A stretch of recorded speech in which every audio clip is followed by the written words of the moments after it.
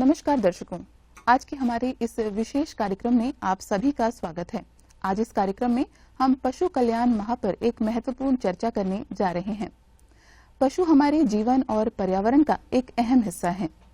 उनकी देखभाल, सुरक्षा और अधिकारों के प्रति जागरूक रहना हम सबकी जिम्मेदारी है।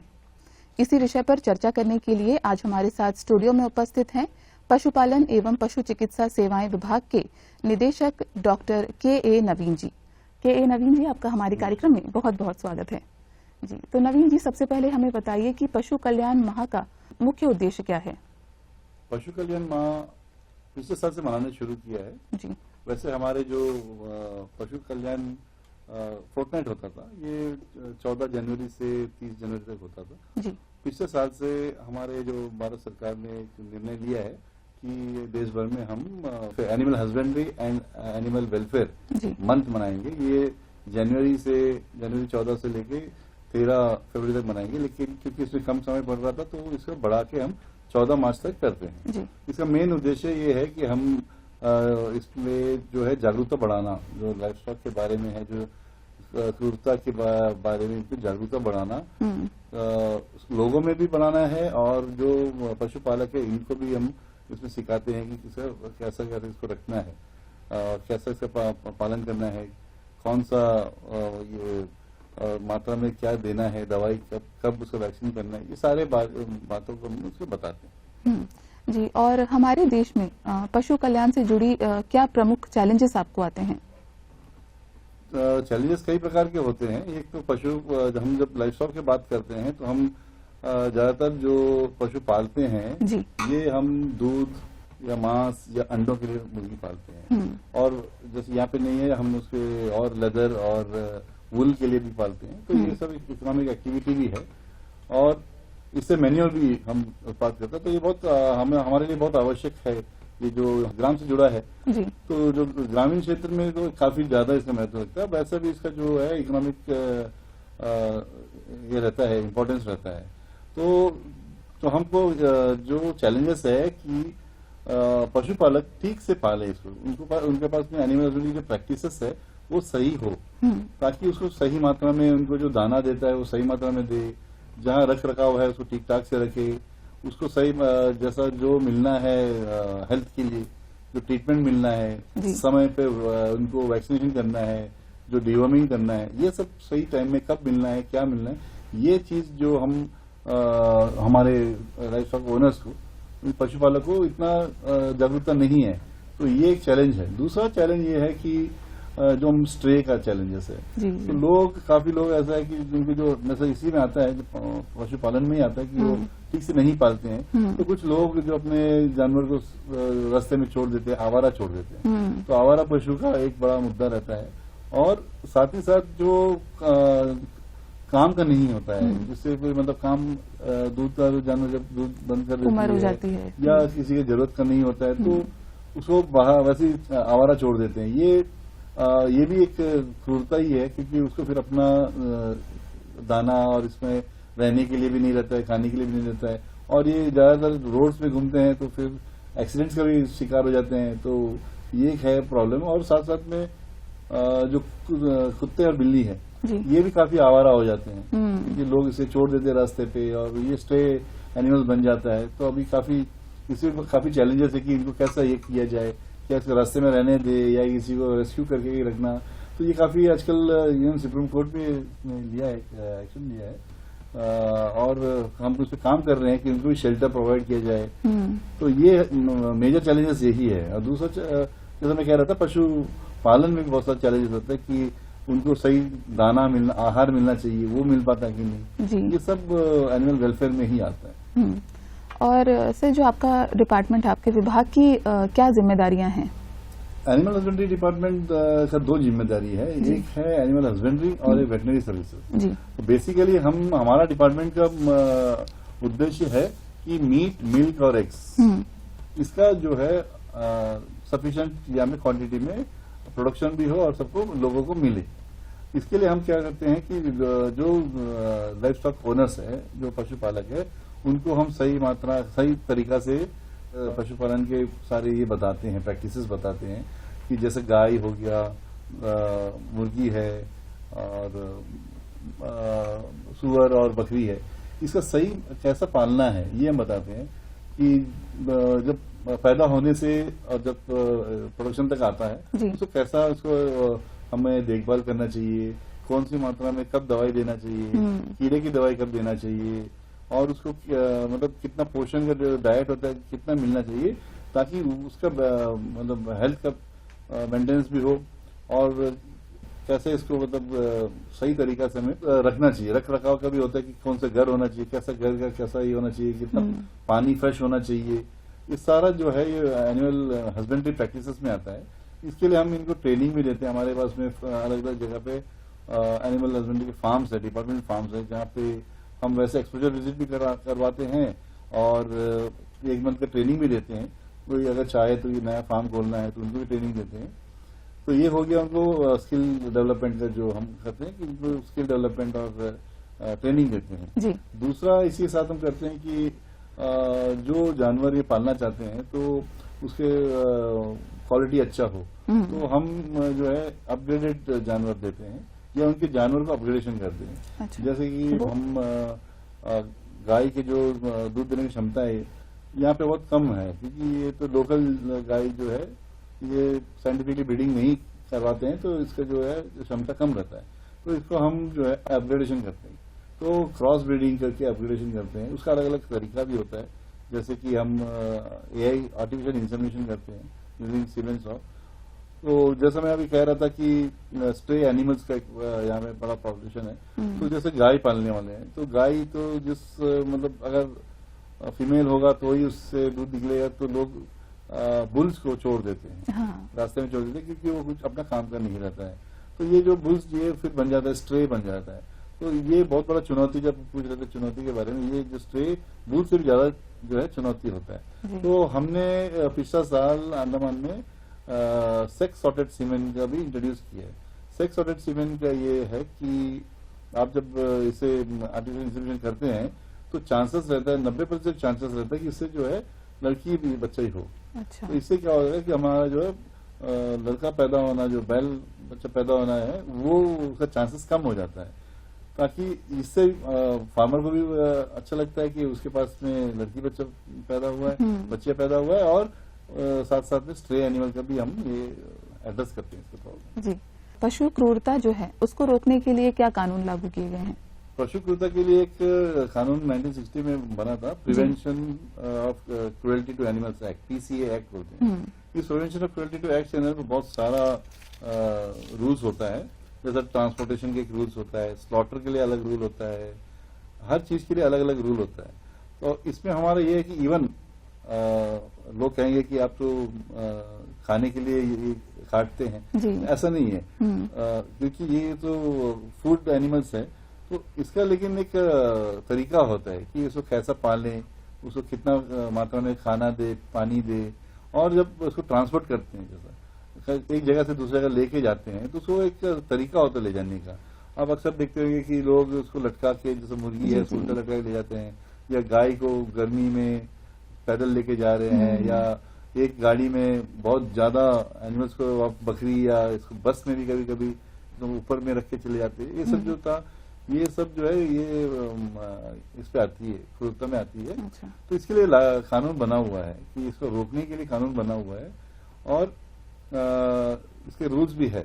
तो हम इसको पालन करते हैं, मतलब लोगों पे अवेयरनेस क्रिएट करते हैं कि कौन सा रूल्स है, आपको अवेयरनेस होना चाहिए। और काफी इसमें लोग जुड़े हुए हैं, जैसे NGOs भी है, प्राइवेट मतलब पर्सनली लोग जो डॉग लवर्स, एनिमल लवर्स होते हैं, ये लोग भी एक्टिव रहते हैं, और जहाँ पे भी देखते हैं कि क्रूरता होता है तो ये हमें भी रिपोर्ट करता है और पुलिस को भी रिपोर्ट करता है, क्योंकि अल्टीमेटली पुलिस ही भी करते हैं। इवन जब स्लॉटर करते हैं, स्लॉटर का भी अलग रूल्स होता है। स्लॉटर में प्री स्लॉटर के लिए हम उसके सर्टिफिकेट लेना पड़ता है कि वो वेटरनरी सर्टिफिकेट लेते हैं कि वो उसमें बीमारी है कि नहीं है, और तरीका भी होता है इसका स्लॉटर करने का, एक ह्यूमन मेथड से होता है जिससे उससे दर्द भी ना हो और दूसरों को भी तकलीफ ना हो। ये सब करने से, और इसमें हमें पब्लिक का भी जागरूकता बढ़ाना होता है, क्योंकि पब्लिक को मालूम होना चाहिए कि मुझे जो जानवर मिल रहा है वो सही तरीका से काटा गया था कि नहीं किया। तो हाँ, दोनों तरफ में जागरूकता जरूरी है। तो ये जागरूकता फैलाने के लिए क्या करते हैं? ज्यादातर तो हम स्कूल्स में पहले एड्रेस करते हैं, क्योंकि स्कूल के अच्छा। बच्चे जो है छोटे होते हैं, तो उनके दिमाग में ये बात जल्दी चला जाता है। तो हम ट्राई करते हैं कि हर स्कूल में जो बच्चे हैं उनको बताएं कि एनिमल वेलफेयर क्या होता है, इसमें क्या करना है। छोटी छोटी बात भी होता है कि जैसे आपको पत्थर नहीं मारना है ना, ये सब भी छोटे बात बताते हैं। दूसरा हम हर विलेज में, हर पंचायत में जाके कैंप्स करते हैं। अच्छा। और कैंप्स के साथ साथ हम ये उनको ये भी बताते हैं कि क्या है। और दूसरा उनको हम इन्फर्टिलिटी कैंप्स या कुछ ट्रीटमेंट कैंप जो होता है इन्फर्टिलिटी, वो कैंप भी करते हैं, वहीं पे एआई भी करते हैं और मेडिसिन भी उसमें बांटते हैं। और साथ साथ में हम जो पशुपालक है उनको बताते हैं कि कैसे इसको रखना चाहिए, देखभाल कैसे करना चाहिए जी। और ये सब बात हम करते हैं। जी, तो आम जनता इसमें अपना क्या योगदान दे सकते हैं? आम जनता को तो जरूरी है कि इसके बारे में अपना आपको अवेयर करना चाहिए। उनको ये पता होना चाहिए कि क्या गलत है और क्या सही है।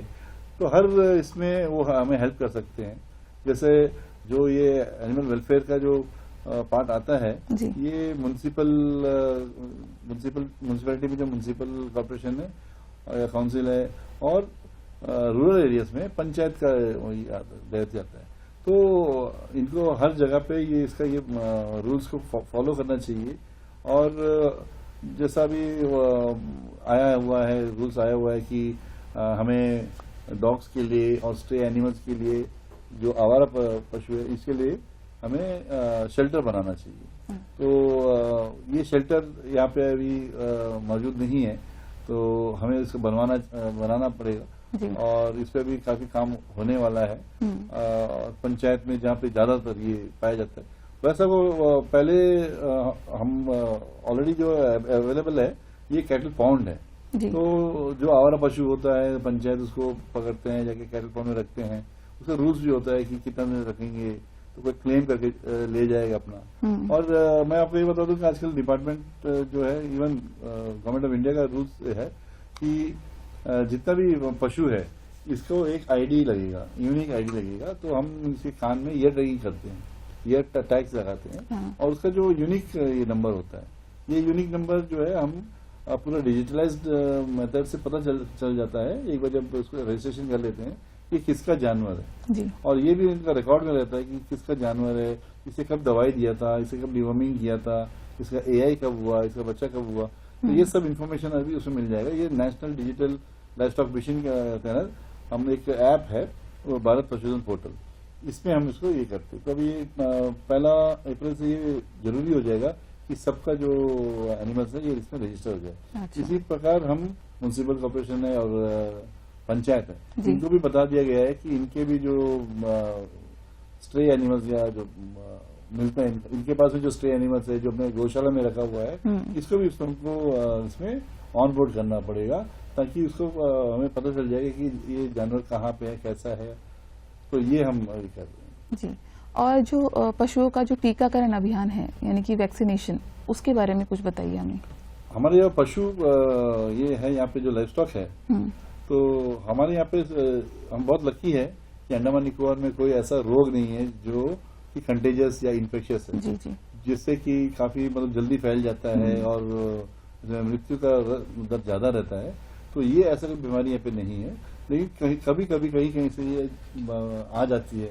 हम बहुत सतर्क रहते हैं कि ये बाहर से ना आए, लेकिन कभी कभी जब ये आ जाता है तो एक फुट एंड माउथ डिजीज, खुद पका मुंह पका जो है फुट एंड माउथ डिजीज, ये 2-3 इसका आउटब्रेक अंडमान में हो चुका था। तो जैसे सुनामी में कुछ फीड मटेरियल्स लाए थे तब आ गया था। तो ये बहुत ही भयानक बीमारी है। और जो इंटरनेशनल ट्रेड होता है, अगर कोई कंट्री में ये डिजीज, ये लिस्ट ऑफ डिजीज होता है, ये सब डिजीज अगर होता है तो ये लोग फिर उसको हम यहाँ से एक्सपोर्ट नहीं कर पाते। तो ये ट्रेड में भी काफी इसका फर्क पड़ता है। तो हर कंट्री चाहता है कि उनका जो ये हो कंट्री हो वो डिजीज फ्री हो। तो हम एक एफएमडी, वैसा गवर्नमेंट ऑफ इंडिया ने 5 डिजीज को लेकर ये किया है कि इसको हम 2030 तक 0 करना है। तो 5 में से हमारा यहाँ पे एक ही डिजीज का आउटब्रेक हुआ था, वो है हमारा फुट एंड माउथ डिजीज। तो हम बहुत खुश है कि पिछले 5 साल से ऊपर हो गया है। 2018 में लास्ट आउटब्रेक हुआ था, उसके बाद इसका आउटब्रेक नहीं हुआ। तो सिर्फ इसी का जो है हम टीकाकरण करते हैं, और वो टीकाकरण हम सिर्फ साउथ अंडमान के गाय में ही करते हैं, क्योंकि यहीं पे हुआ था। ये नॉर्थ एंड मिडिल अंडमान और निकोबार एरिया में नहीं हुआ था। तो हम सिर्फ यहीं के जो एनिमल्स को हर 6 महीना में फ्री ऑफ कॉस्ट टीकाकरण करते हैं। कोई भी आके करवा सकता है? हम जाके करते हैं। अच्छा अच्छा। और दूसरा आप जो कह रहे हैं कि डॉग्स में भी, हाँ। कैट एंड डॉग्स में भी काफी डिजीजेस है जो अब आया हुआ है। तो इसके लिए बेसिकली जो रेबीज और कैनन डिस्टेम्पर और पार्वो है, ये क्योंकि डॉग्स एंड कैट्स तो लोग शौक से पालते हैं, तो हम एडवाइस करते हैं कि ये जो आप लोग डिजीज है इसके अगेंस्ट में हम लोग वैक्सीन करना जरूरी है। क्योंकि आप अगर डॉग पालते हैं तो इसको वैक्सीनेट करना बहुत जरूरी है अगेंस्ट रेबीज, क्योंकि इससे कुछ डिजीज ऐसा है जैसे रेबीज है जो जूनोटिक कहते हैं, जो जानवर से मनुष्य में भी आ सकता है। तो जैसे रेबीज है काफी खतरनाक बीमारी है। तो हम ये एडवाइस करते हैं, और बहुत जरूरी है कि अपना जानवर को ये डिजीज से ये 5 डिजीज होता है, लेप्टोस्पिरा और कैनन डिस्टेम्पर, पार्वो, इसके अगेंस्ट में वैक्सीनेट करें। स्पेशली जो पार्वो जो आता है तो पेट्स को काफी परेशानी होती है। जी जी। तो अगर ये अपना टीकाकरण करके सही से रखे तो उनको भी फायदा होता है। और ये पेट्स में तो ये 2 टीकाकरण करना जी। तो जो ये एनिमल वेलफेयर मंथ जो है, इसमें क्या विशेष प्रोग्राम्स आयोजित किए जाते हैं आपके डिपार्टमेंट द्वारा? हमारे डिपार्टमेंट में जैसे पहले भी बताया कि हम स्कूल में अवेयरनेस कैंप करते हैं। काफी स्कूल्स में हमने स्टार्ट भी कर लिया, जनवरी से किया है तो करते हैं। और उनके बीच में कुछ पेंटिंग कंपटीशन, ऐसे कंपटीशन भी करवाते हैं। अच्छा। और हम गांव में जाके एनिमल हेल्थ कैंप्स करते हैं। एनिमल कैंप्स में हम जैसे मैंने बताया इन्फर्टिलिटी एआई करते हैं और जागरूकता फैलाते हैं जी। और इसके जब हमने इस बार भी प्लान किया है कि जो सबसे अच्छा पशुपालक हो, जिसका गाय अच्छे से रखा हो, जिसने बछड़ा ठीक से पाला हो, और इवन हमारे जो स्टाफ है जिसने अच्छे से काम किया हो, तो हम ये जो आने वाले माह में हम सोच रहे कि उनको भी हम पुरस्कार देके मनोबल बनाएं। जी जी। जैसे कि अभी आपने बताया कि जो बीमारियां हैं अचानक से आ जाती हैं, तो अगर कोई बीमारी अचानक से शुरू हो जाती है तो उसकी रोकथाम के लिए विभाग क्या करता है? हम तो ये चाहते हैं कि बीमारी ना आए। तो ना आने के लिए हमारे पास में एक prevention and control of contagious and infectious disease in animals act है। ये 2009 का एक्ट है। तो इस बार हमने उसका एक्ट को लागू करने का सोचा है। महीना में इसको हम लागू कर रहे हैं। तो पहले हम इसका भी जो नोटिफिकेशन जारी करने वाले हैं कि हमने यहाँ पे चेक पोस्ट कहाँ पे है और क्वारंटाइन मेजर्स कहाँ पे लेना है, इसका बारे में हमने एक उसमें नोटिफिकेशन कर रहे हैं। जल्दी नोटिफिकेशन बाहर आ जाएगा, अप्रूव हो गया है। और वहाँ के लिए उन्होंने वेटरनियंस का भी चेक ये कर दिया कि कौन सा वेटरनियन कहाँ पे चेक कर सकता है। और मेजर हमारा रहेगा कि एयरपोर्ट और सी पोर्ट में विजिलेंस। तो हमारे पास है, ये ऑलरेडी इन प्लेस है कि जो भी एनिमल्स या मीट प्रोडक्ट्स जो मेनलैंड से जो लेके आते हैं वो एक वेटरनरी हेल्थ सर्टिफिकेट के साथ ही आता है कि ये जो जानवर आया है ये वैक्सीनेटेड है, या ये जो मीट भी आया है तो ये एक ऐसा जगह से है जहाँ पे ये डिजीजेस नहीं है। इवन जो चूजा आता है, ये चूजा भी वही है जगह से, स्टेट से आएगा जहाँ पे रिपोर्टेड है कि डिजीज फ्री है। तो एक सर्टिफिकेट हम चेक करते हैं कि सर्टिफिकेट है कि नहीं है, क्वालिफाइड वेटरनरी वहां से देते हैं। तो ये पहला मेथड है कि हम हमें क्वारंटाइन करते हैं, कि चेक होता है कि सर्वेलेंस कि वहां से जो भी जानवर आता है वो इन्फेक्टेड ना हो। और अगर आया है यहाँ पे और इन्फेक्टेड हो जाए तो हम उसको, हमारे पास जो एसओपी बना हुआ है उसमें एक ये कि उसको क्वारंटाइन कर देंगे, यानी कि सेग्रीगेशन करना होगा। अच्छा। तो जो जानवर में पहले बीमारी देखा जाएगा उसको हम सेग्रीगेट कर देंगे। और अगर वो वायरल है तो यूजुअली वायरल ही होता है जो कंटीन्यूस होता है, तो उसको हम वैक्सीनेट करेंगे। तो रिंग वैक्सीनेशन होता है कि वो एरिया को हम लोग बाहर से ये करेंगे। तो ये जो मैं बता रहा था जो एक्ट है उसके अंदर में एक हमें एक रूल है कि हम उसको ना सेग्रीगेट कर सकते हैं। जैसे अगर मान लीजिए कि पोर्ट ब्लेयर में ये अंडमान में, साउथ अंडमान में अगर ये डिजीज हुआ है तो हम जिसका एग्जिट पॉइंट है वो सबको बंद कर देंगे। अच्छा। तो कोई जानवर यहाँ से ना जा सकेगा ना ना कोई जानवर यहाँ से आ सकेगा, जब तक कि ये डिक्लेयर हो जाएगा कि ये बीमारी को हमने कंट्रोल कर लिया, काबू कर लिया है, तब तक इसको हम ये नहीं करेंगे। तो इसके लिए हम लोग अभी वो भी कर रहे हैं कि इसको हम कुछ डिजीज के लिए इसको फुल यूटी को हम डिक्लेयर करेंगे as controlled area. Controlled area first हम कर रहे हैं ब्रूसेलोसिस और रेबीज के लिए, क्योंकि जूनोटिक इंपॉर्टेंस है। ब्रूसेलोसिस भी गाय से लोगों में आ सकती है, तो इसको हम कंट्रोल्ड एरिया डिक्लेयर करेंगे। तो जब कंट्रोल्ड एरिया डिक्लेयर हो जाएगा तो हम ये बता रहे हैं कि ये कंट्रोल एरिया में ये डिजीज नहीं है, और अगर आपको लाना है तो इसका वैक्सीनेशन होना चाहिए। तो वो मतलब उसका जो एक लीगल ये मिल जाता है जी। तो अगर कोई डिजीज आएगा तो फिर हम उसको ब्लॉक कर सकते हैं कि ये जानवर बाहर नहीं जाएगा या बाहर का जानवर अंदर नहीं आएगा जब तक इसका ट्रीटमेंट ना हो जाए। और अगर जो भी हमें उसका स्टेप्स लेना होगा तो हम करते हैं। जैसे कि एवियन फ्लू, मुर्गी में एवियन फ्लू हो जाता है तो उसका जो है स्टैंपिंग आउट करते हैं, तो हमें क्योंकि उसको कंट्रोल नहीं कर सकते हैं तो उसको मार के गाड़ना पड़ता है। अच्छा। तो ये सब अलग अलग इसका एसओपी हर डिजीज के लिए बना हुआ है। जो एनिमल शेल्टर्स हैं द्वीपों में, उसकी क्या स्थिति है और क्या सुविधाएं हैं? एनिमल शेल्टर्स में अगर बोला जाए कि अभी म्युनिसिपल जो एसजीपीएमसी है इन्हीं के पास में एक शेल्टर है। अच्छा। शेल्टर नहीं, डॉग सिलेक्शन यूनिट है। ये जो स्ट्रे डॉग्स है इसके पास पूरा यूनिट है। ये डॉग कैचिंग वैन है, डॉग कैचर्स है, फिर ये ले जाते हैं। इनका एक एनजीओ से एमओयू है, टाई अप है कि वो वहाँ के जो डॉक्टर्स है इसके जो है एबीसी करते हैं। एबीसी का मतलब है एनिमल बर्थ कंट्रोल। अच्छा। ये animal birth control programme dogs में बहुत ज्यादा जरूरी है, क्योंकि यही ये है जो क्रुएल्टी टू एनिमल्स एक्ट जो है उसमें जो एबीसी एक्ट है 2023 में रिवाइज भी हुआ है, तो उसमें क्लियरली बताया कि क्या करना चाहिए, कैसा करना चाहिए, कौन करेगा, कहाँ पे। इसमें जैसा आपने कोई इलाका से डॉग को पकड़ के लाया है तो उसके जो ऑपरेशन करेंगे, ऑपरेशन करने के बाद तो उसका जो रिप्रोडक्टिव ये है वो स्टेरलाइज हो जाता है, तो ये और मतलब रिप्रोडक्शन नहीं कर सकता।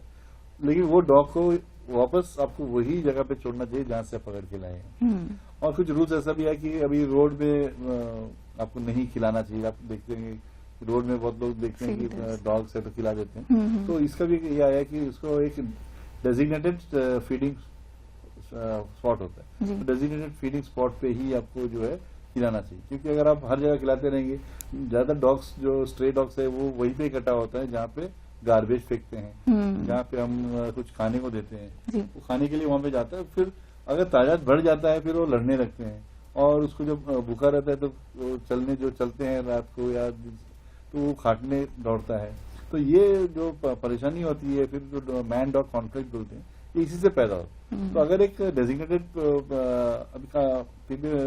एसजीपीएमसी ने तो डेजिग्नेट कर दिया है कि आपको इसी जगह पे खिलाना है या तो आपको बाहर नहीं खिलाना है। इसमें पब्लिक का भी बहुत सारा दायित्व बढ़ता है। जैसे आप कॉलोनी में रहते हैं तो कॉलोनी में आपको सबको मिलकर देखना चाहिए कि उसमें डॉग्स का पॉपुलेशन कंट्रोल्ड हो, कि एक टाइमली एक जगह पे खिला देते हो, ये सब उसमें आता है। शेल्टर आप जब पूछ रहे थे, हमारे रूरल एरिया में शेल्टर्स नहीं है, तो वैसा डॉग का ज्यादा प्रॉब्लम भी नहीं है। लेकिन जैसा छोटा छोटा अभी टाउन्स है, जैसा दिगलीपुर में दिगलीपुर बाजार है, मायाबंदर है, रंगत है, हडबे है।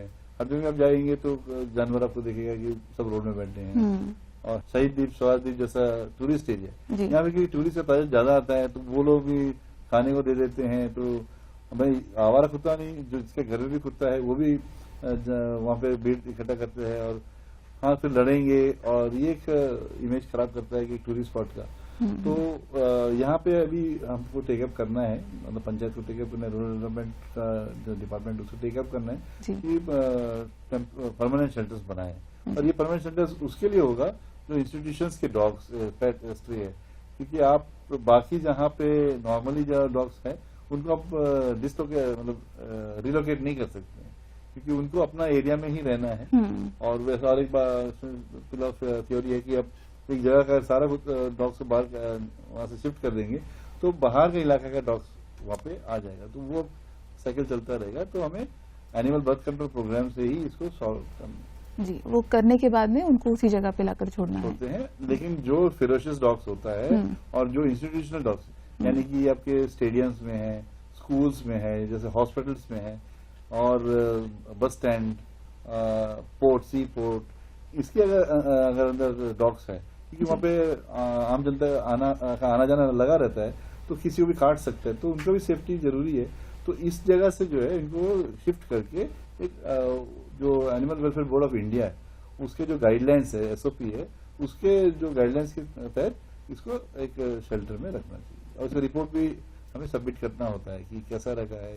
ये भी देखते हैं, एक कमेटी है जो मॉनिटर करते हैं, मॉनिटरिंग कमेटी भी जाकर देखते हैं कि उसका भी वहाँ पे अवेयरनेस है कि नहीं है, उसको हम उसको ठीक से देखते हैं कि नहीं है। जो शेल्टर है वो शेल्टर में भी उसको ठीक से देखना होता है। जी, तो नवीन जी, आखिर में हमारे दर्शकों को आप पशु कल्याण से जुड़ा क्या संदेश देना चाहेंगे?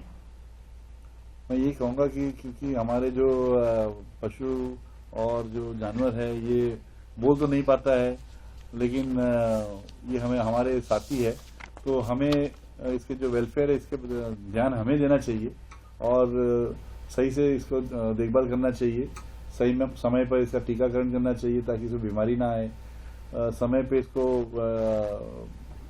पोषण देना चाहिए ताकि हेल्दी रहे, डिवर्मिंग करना चाहिए, और रख रखाव में कोई कमी नहीं होना चाहिए। अगर आप इसको पालते हैं तो सही ढंग से पालिए, और अगर नहीं कर सकते हैं तो मैं ये चाहता हूँ कि लोग सामने आए, और जैसा गौशाला हो या एनिमल शेल्टर्स हो, इसको भी आप लोग एक एनजीओ या एक एनिमल वेलफेयर ऑर्गेनाइजेशन बना के इसको भी पा सकते हैं। जी, तो नवीन जी, आज आप हमारे कार्यक्रम में आए और पशु कल्याण से जुड़ी कई अहम जानकारियां आपने हमें दी।